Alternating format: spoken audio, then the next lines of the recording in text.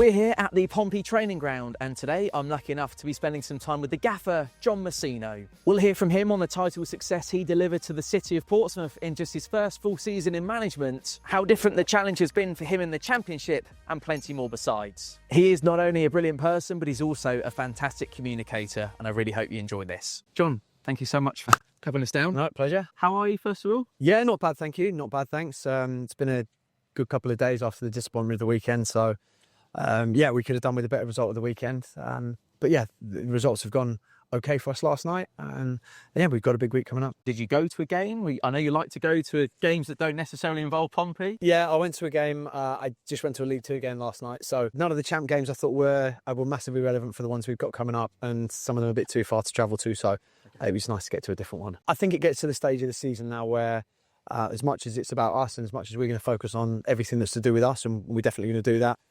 there's no point in lying about the interest in other teams. So when the other boys do play, and it'll be the same Friday and Saturday, coming up with our game Sunday, we're going to look at results, I think, at this stage of the season when there's only 11 games to play. Luton result aside, an away win 17 weeks in the making by my maths. Don't think we've celebrated a goal in the stands quite like we did when Marks went in. I don't think we've seen you celebrate a goal on the touchline quite like that for quite some time. Describe that feeling to us if you can. Yeah, there haven't been many. There haven't been many during my time at Portsmouth that I've properly celebrated. I don't know why that is. There were a couple that really stood out last year for some reason. I remember really celebrating Terry Devlin's goal at Reading.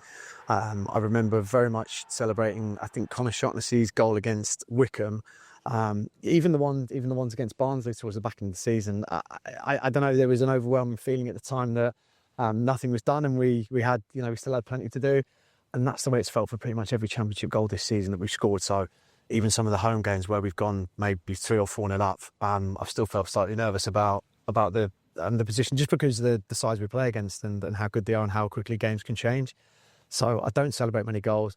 I did feel once we scored that goal against Oxford, the game we've done, it was probably a combination of everything. The fact it was Oxford, how tight the game was, the fact it was our first away win for so long, and we needed the points, we needed to get the away win, just everything about it. I think there was a bit of emotion there at the back end of the game. Were you actually telling Mark to get back before he went and scored? Or were you talking to someone else at that point? No, that was definitely someone else. Yeah, no, definitely. It wouldn't have been, or maybe I was telling him to get onside. Again, was okay. Maybe that's. I can't remember, but I would have been shouting something. The players don't listen to me anyway, so it doesn't matter. Mark's been really good when he's played for us this season. He's had the injury since Swansea, and that was a big miss for us actually, because he came in as a young lad with sort of big boots to fill, because Colby had been out for so long at the start of the season, and he came in and he did really well. Scored the goal against Stoke, scored the goal against Oxford. We saw the quality that he had in front of goal. Unfortunately, missed out then a bit through injury, but to have him back and to have that ability to put the ball in the back of the net has been really good for us and really useful for us. So he's got that quality. We've just got to keep him fit and keep him going. All over the top, I believe, is a header from Terry Devlin. Him and Colby Bishop with new mid-season contracts this week. You must be absolutely delighted. Yeah, Terry's done brilliantly well since we brought him in. And I think that the plan for Terry probably would have been to establish himself as a League One player over a couple of seasons. And I think we've moved quickly as a football club. So obviously now in the Championship, the pleasing thing for me is that the Terry's had such a big contribution this season, and not from the position that we brought him in the football club. We brought him in as a central midfielder. We brought him in as an attacking 8, really. I think 3 games into the season last year, we completely switched in terms of that midfield formation. We went to 2 holding midfielders and a 10, and yeah, we couldn't really find a spot for Terry. Although he did score his goal against Reading as a 10 and played there a couple of times, and found himself as a right back, I think, for the majority of his playing time then, and I thought fitted into that slot really well. So that's probably where we see him a bit more now. But I think he's done unbelievably well to have an effect now on the Championship. So I'm really pleased to tie Terry down a bit longer, and I think everybody's seen the impact that Colby's had since he's come back into the team.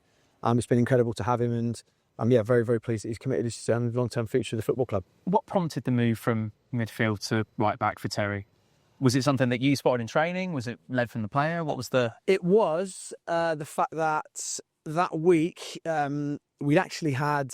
So we lost a couple of games. So we lost to Cheltenham, we lost to Leyton Orient. We lost badly to Leyton Orient at home. And there wasn't a particularly good week for us.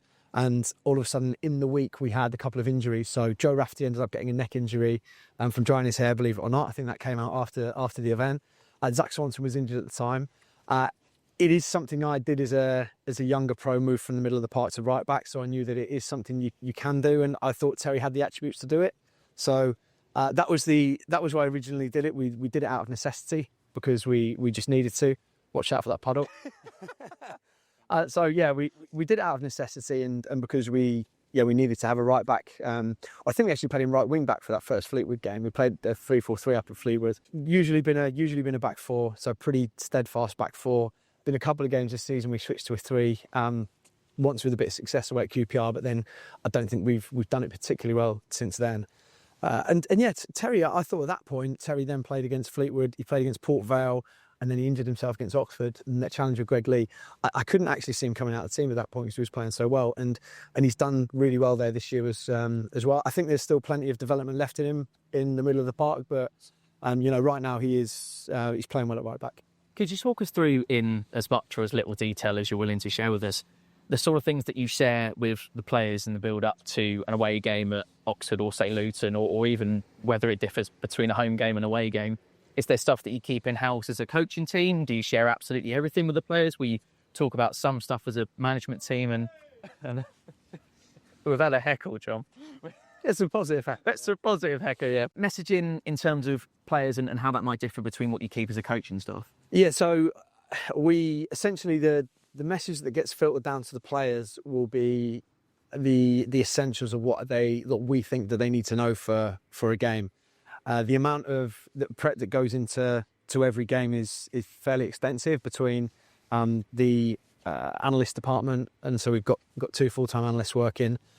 Eddie does all of the opposition analysis, so you'll see Eddie on the bench with myself. He's always on the iPad and on the computer. So Eddie does the majority of the opposition analysis.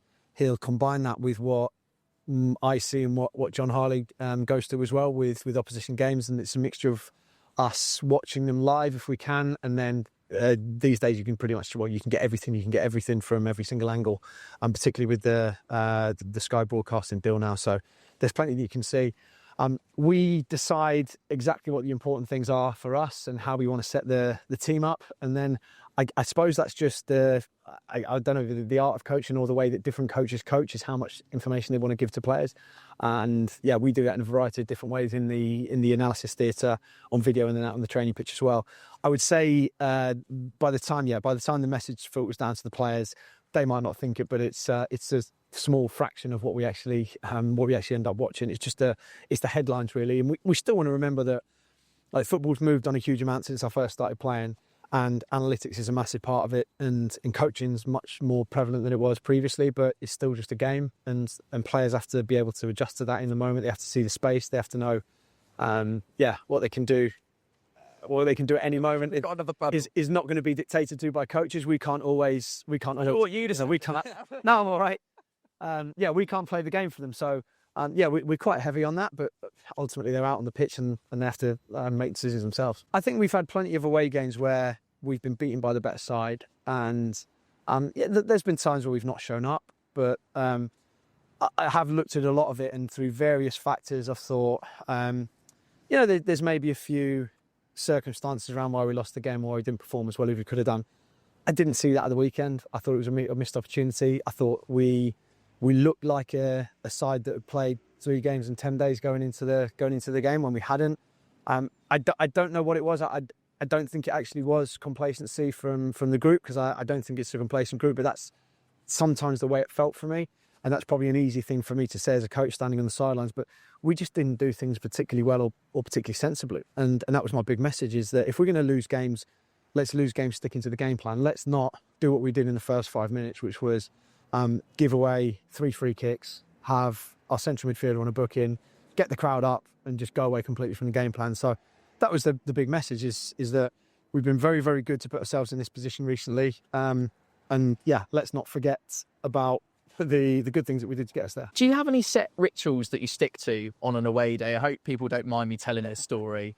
And you might know what's coming, you might not, because you've got a million different things going on in your head. We went up to, and I'm speaking camera one over here, who I will leave as a mystery camera one. We went up to Middlesbrough, right at the back end of August. We went and got a coffee first thing in the morning. We'd stayed overnight, and I just heard footsteps from behind me. I turned around and it was you were Zesh, Max Whittingham, and you were absolutely bolting it right down the high street. I don't know whether that was a 5K or what it was. Is that something you try and do at every away game, or? Yeah, so we try to. This gets into the realms of how ridiculous things can be in football with superstitions, but I know like fans are the same. Fans will attribute a win to whether they've had a pack of sweets in the morning or not. Absolutely. Yeah, we're exactly the same. So it used to be particularly last season that we'd do a 5K run on every Saturday morning. It's quite funny saying this now. We had to find some water, so we'd always have to find a river or a lake or something like that. There's always something somewhere. Our away form has been that poor this year that we decided to can it. We decided to can it. It actually coincided with us not running on the Saturday morning. We beat Oxford, which was obviously the reason we won. You didn't run on the Saturday morning? No, we didn't run on the Saturday morning. Because you could have done, because it was just too early. And so we thought that had to be the reason. And turns out it wasn't, because you didn't run against Luton either. So there's something else. Somebody ate the wrong bag of Skittles or something like that. But there, yeah, you get a bit a little bit funny about certain superstitions, wearing the same top, the same trainers, doing the same coffee run, all those sort of things. There's probably, between the staff, there's probably 150 things that we decide to do, and obviously none of them got any relevance at all to the game. But if it makes you feel a bit better about things, I think, as it does fans, make sure you've got everything in order, then you crack on and do it. Sky Sports are getting their second mention on this video so far, but it's absolutely fine. I saw a Sky Sports video with Mikel Arteta a little while ago. The question was asked of him, what's your morning routine? And he quite sort of candidly explained that he has an hour to himself where no one can disturb him, no distractions. He just has coffee, emails, and just cracks on.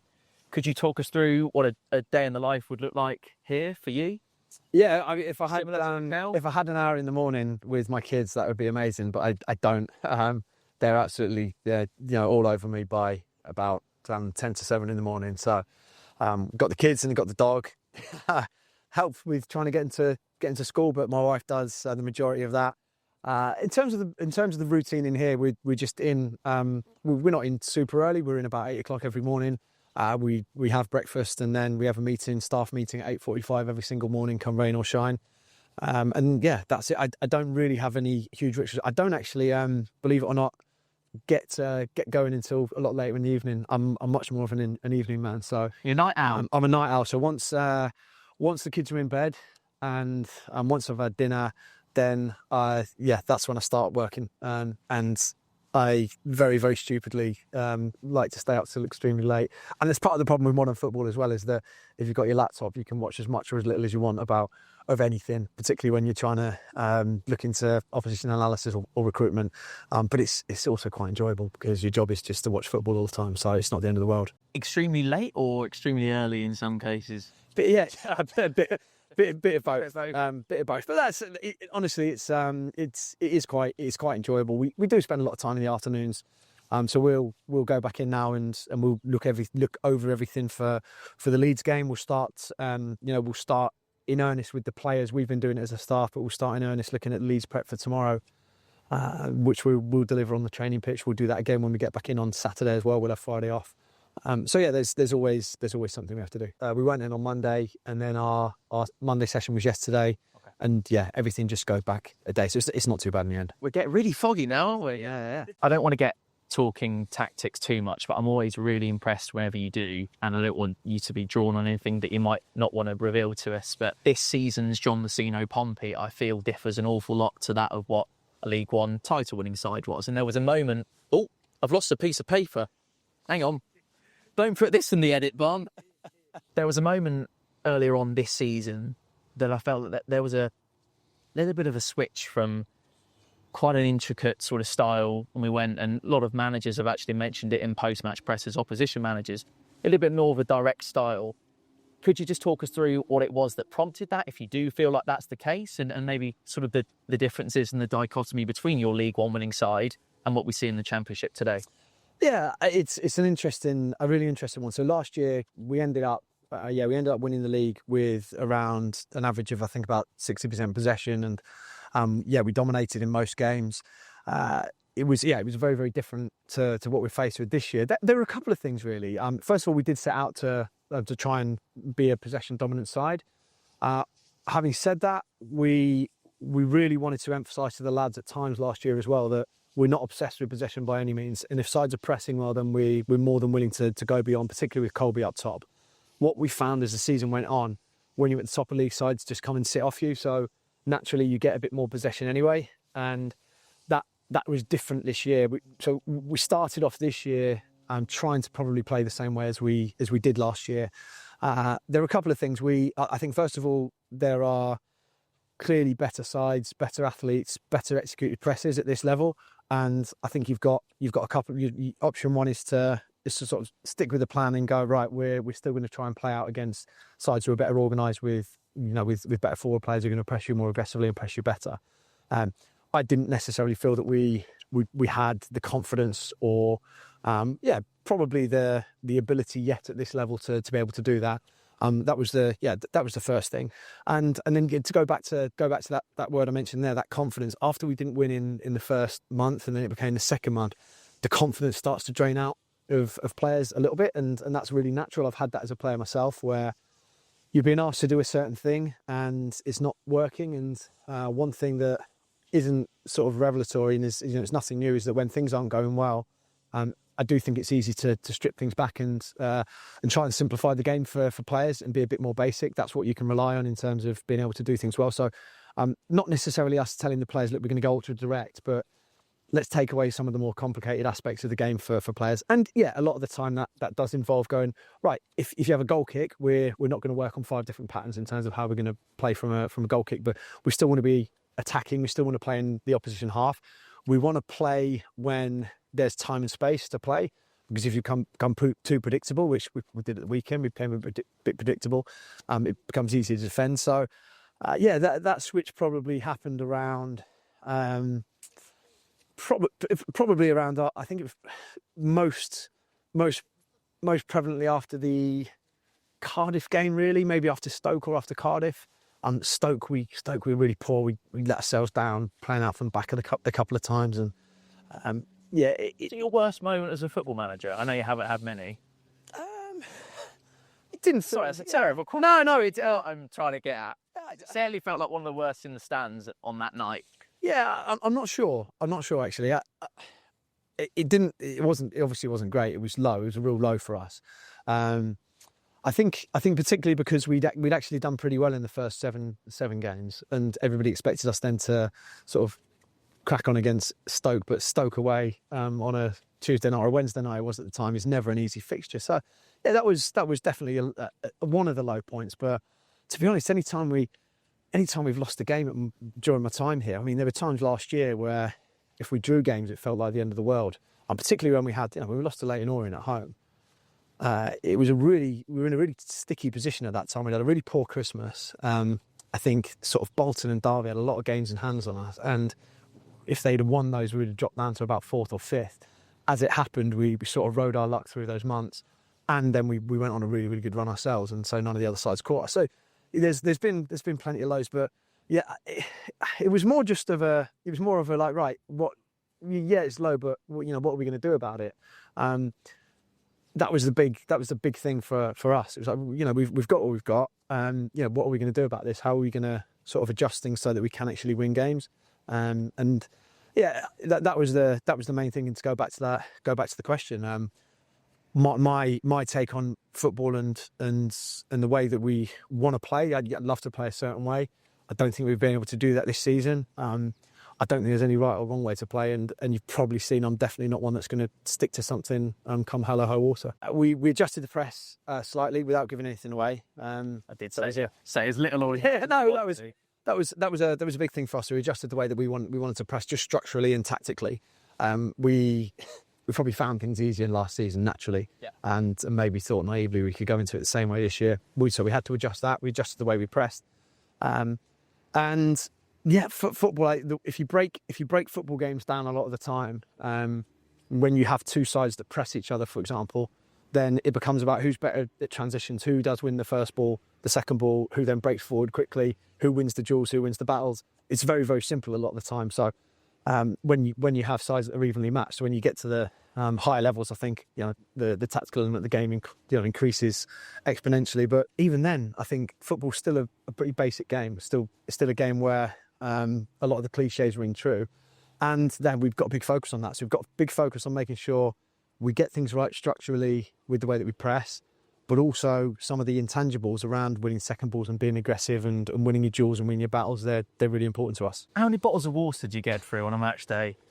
It's another one of those. It's got to be in double digits. Sure. It's another one of those ridiculous rituals, I think, when like as soon as I finish a bottle of water, well, if I don't have another bottle of water, we're obviously going to concede straight away. So I have to get one really quickly.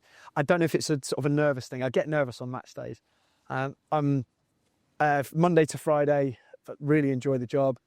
I feel like I've got some sort of modicum of control over training and the players and what we can do. And then you get to 3 o'clock on a match day and You lose complete control of that. Okay. And sometimes that's reflected in probably how emotional you get on the touchline and how nervous you can be. It's something I think I've got slightly better at. I think as the season's gone on, it got worse towards the back end of last year. It was heightened towards the back end. It probably will start to get worse now over the sort of last 10, 11 games. And yeah, the drinking the water is just a strange part of it, I think. I'd like to take you back over 2 years ago now, when Andy Cullen rings, you get the call, would you like to come and be head coach at Portsmouth Football Club? What was your reaction? Who did you tell first? You told me a little bit about silent cheers last time we spoke about this, whether you could maybe share that for us today. Yeah, a whirlwind is definitely the way to describe it. I remember watching the Portsmouth-Tottenham FA Cup tie. I think it was a Saturday morning or a Saturday afternoon. We didn't have a game, or we didn't have a game for some reason. Yeah. I remember watching that game. I knew that Portsmouth didn't have a manager at the time. I didn't think anything of it. I'd obviously, seen that Danny had gone, and it never occurred to me that would be anything that would be on my radar at all. So, by the time I got the call from Andy, it got to a stage in the process where it didn't shock me. I wasn't massively surprised. I was much more surprised to get the initial bit of interest. Right. I was much more surprised to get a call back after the first interview, and by the time I spoke to the club again after the second interview, I thought, okay, they mean business here.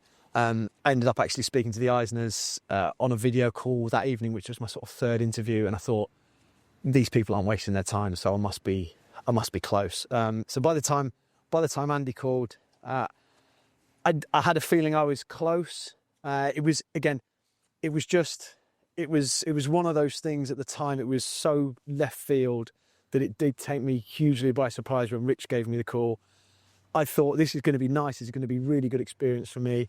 What I'm going to do after the first interview, and Rich tells me that I haven't got the call back, I'm going to say, do you mind helping me sort of brush up on everything that I need to do in an interview?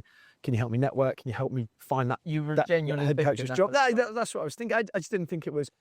If you think about the reaction that me being appointed got, it was fair enough. Like, everyone sort of went, who is this guy? I was just a player. I was backing myself, so I was backing myself, but I just didn't expect that anyone else would actually take the leap of faith and take that risk, which the club took, and Rich took in putting his neck on the line. So I was incredibly grateful at the time. I was surprised, obviously, to get through the process. And yeah, when Andy called, I was in my kitchen. It was late at night. I went upstairs. Both the kids were asleep, so I went upstairs, told my wife, and that was where like the sort of silent celebration sort of went off. And sat down on the bed, and sort of went, Oh my word! Like what on earth am I? I remember saying, like, what? I think I swore. I was like, what am I doing now? Like, I've got to actually start backing up all of the things I said in the interview. I've got to pick a team for the weekend. Life's going to change significantly from now, and it did. It happened very, very quickly. Yeah, I really wanted to take the game. I had my knowledge of the squad was everything that I'd done in terms of the research, and played with a couple of players, which helped. But I thought, look, I want to get in and I want to try and have an impact straight away. So I remember coming down, came down on the Thursday evening. Friday morning came across to training. It had just been announced to the players at that time. And I didn't even have a pair of boots, so I think I came out in my trainers on day one. Picked the team. I say I picked the team. I think I asked Rich what team he would pick, and I went with that. So Rich always jokes with me that that first big win he takes credit for, which, to be fair, he was given that, yeah. it's spot on. And yeah, I just didn't really have time to think. Didn't have time to think. Very, very quickly talk to the players about a couple of principles that we want to see from the game the next day. But I think it was a really sort of emotional day anyway. There was the flyover, which was just, it was amusing. And what I remember about the day, even though I was sort of fully aware of the eyebrows that we raised at the appointment, I just remember the welcome that I got and how brilliant it was to be in charge of Fratton Park all of a sudden.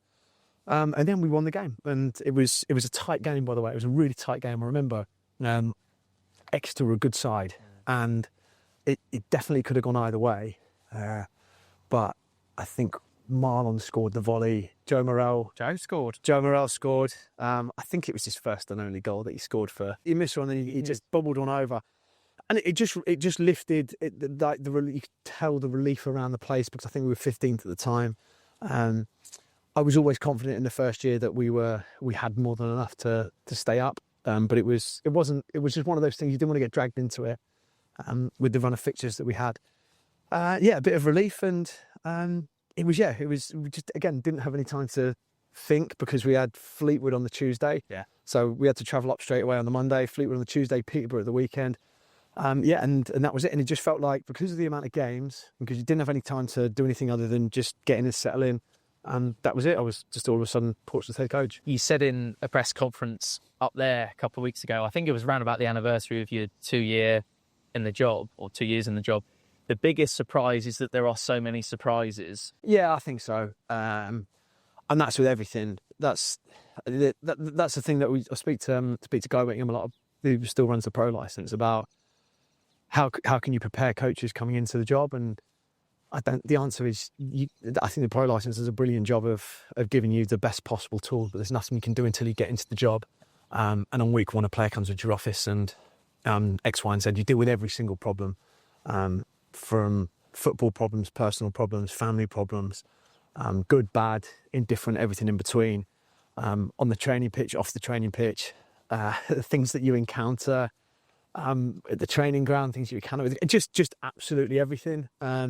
You could definitely write a book on what goes on at a football club, and I think it would be a pretty good read. And that's it. You just got to expect the unexpected. Things sort of change very quickly and very, very rapidly, and things can catch you by surprise all the time. And the best way to learn is just to get on the job and try and embrace things really quickly. When you see yourself linked to various vacant managerial positions in the Championship, what's your normal reaction? Do you just sort of think, oh, there's never been anything that I've come across, or that's absolute rubbish? Or maybe linked to the Swansea job, for example, a couple of weeks ago. Do you look at that and laugh, or do you look at it and think, crikey, this is happening quite a lot, sort of thing? I mean, so if you take the Swansea job, for example, there was absolutely nothing in it from my standpoint, and it's one of those things. I remember speaking about it last year at a fans conference. What I don't want to do is pledge my undying allegiance to the football club, because I actually think I've got an amazing relationship with the fans, and I wouldn't ever want to tarnish that. The one thing I'd say is I've played at a lot of football clubs. I go up and down the country to a lot of football clubs week in, week out, and very, very little compares to Portsmouth and Fratton Park, and very, very little compares to the support, the history of the club, the feeling you get at Fratton. You guys would have seen, you travel to some of the grounds, lovely football grounds, beautiful setups, and Might as well be a library. Yeah. I wouldn't want to say that. It's different, right? But it's just not. It's not the same. You don't get the same feeling. And I remember John Harley got a bit of stick for it, actually. I don't know if I've ever told his side of the story. We lost 4-0 to Derby, and we walked over to the away fans, and I'm walking over ready for a barrage of abuse. Genuinely thinking, right, it's got to be time for the away fans now to have had enough of watching us capitulate. They started singing, and it was like deafening 3,000, either singing my name or play up Pompey, and I'm thinking, John and he started laughing, because it was just ridiculous. It was absolutely ridiculous that we got that level of support, and that it's genuinely a very, very special place to to play. There was another plug, Soccer Saturday the other day. Somebody asked Paul Merson about sort of our home form, and his response was, "Have you ever been to Fratton Park? Like, yeah, you can absolutely sort of get by on home form." And so yeah, that I feel genuinely extremely privileged to be the head coach here. I absolutely love it.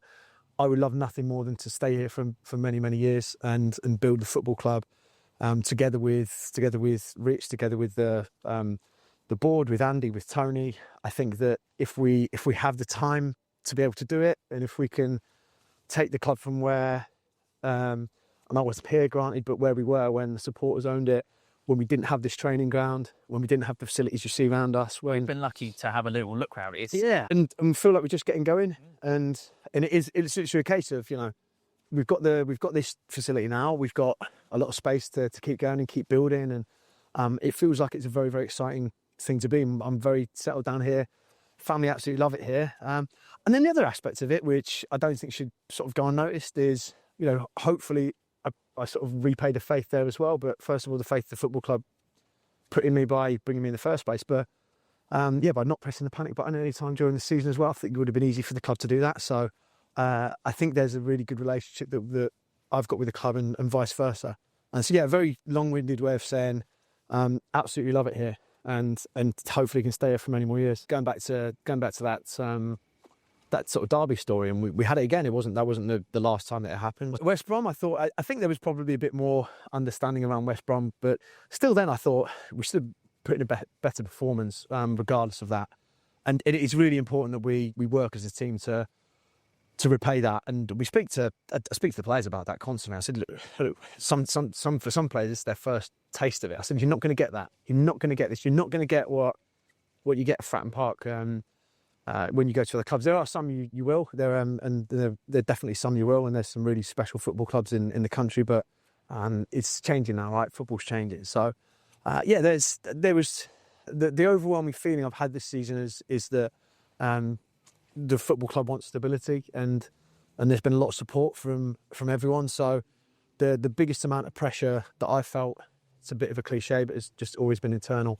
And because of the amount of work that we've done as a football club, not just over the 18 months that I was here before we did it, but over the past however 15 years to save the club from the brink of liquidation to get us back up finally into the championships. I feel a huge amount of pressure that we need to stay at the level to build. And that's a really, really important thing, that we do finish the job and we pay some of that faith. Can I talk to you briefly about injuries? And I kind of have to ask about injuries. And I know it's probably the absolute bane of your life. And I know you said about a week ago that you don't want to talk about injuries anymore. So feel free to field this question in whichever way you see fit. You factor all the elements in. You've not had an easy ride refereeing decisions wise. You've had so many players out injured. Some of your key players. We're kind of shocked to see probably the best player at Portsmouth Football Club last season. There were 2 postponements, one within 10 minutes of the game kicking off, which meant you then had to play, or we had to play. Oh, sorry, John. That's all right. No excuses, of course, but you've had one heck of a ride with it this year. From the moment I've set foot at the football club,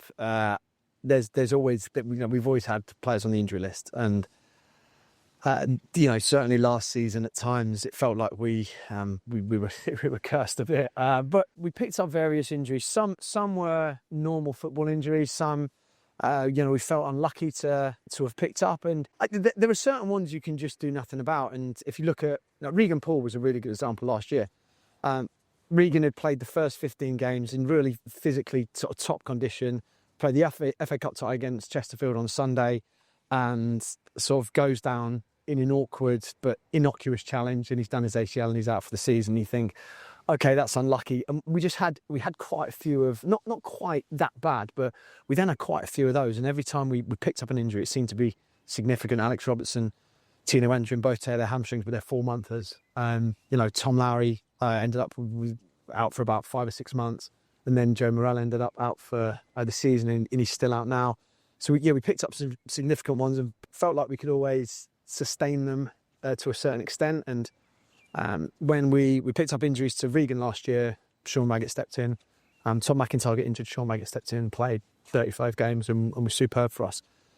But I suppose part of the problem we've had this year is at centre-half in particular, we haven't managed to come in and anybody sort of cover for a sustained period of time. So we've kept picking up injuries, and that's been frustrating. I think that position in particular has been really frustrating. I think that we have managed to sustain injuries across the board with most other positions. A really good example might be sort of Jordan Williams hasn't been available as much as we'd have liked him to be, but with Terry and Zach filling in, we've always been comfortable there as well.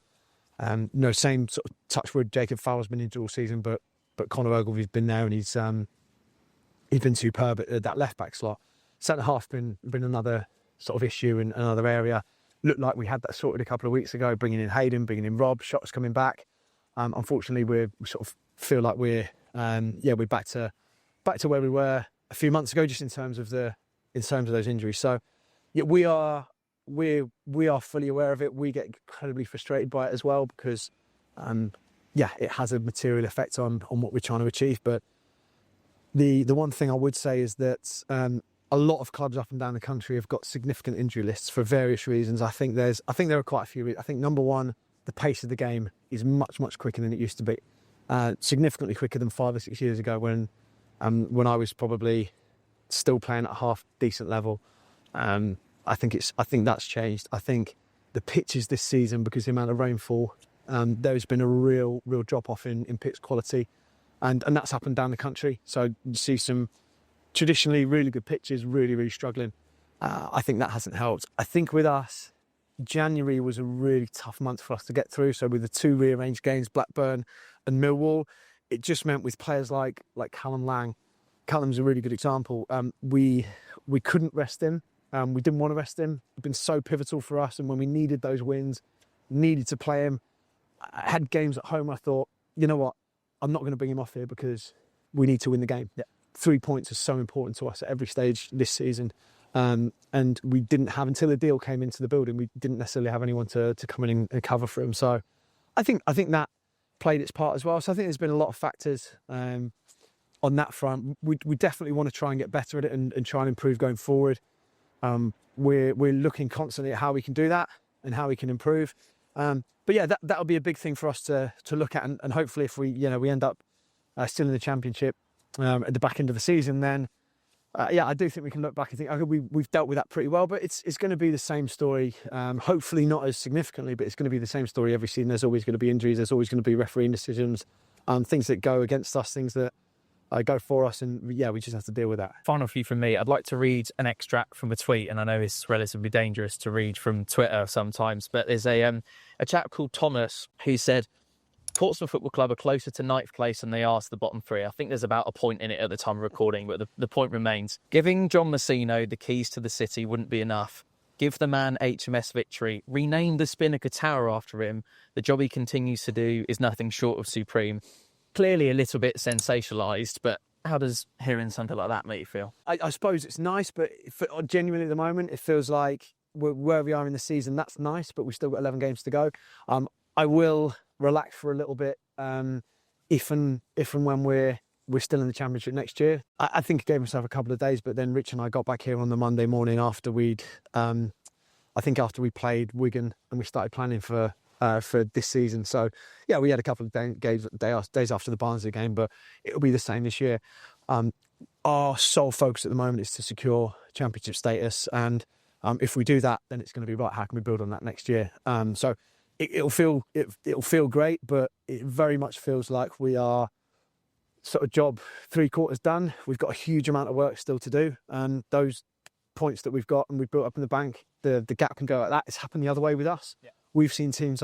I've seen teams this season. I thought, they're just going to float off into mid-table obscurity all of a sudden below us, and so we have to really protect against that. We have to make sure we don't let any complacency creep into our game, because we've got 3 games next week. There's 9 points to play for. That's my genuine feeling. I'm not just sort of saying that for the camera. That's how I feel that you always have to approach things. But the John Mousinho Spinnaker Tower wouldn't be too bad. I mean, my kids love it down there.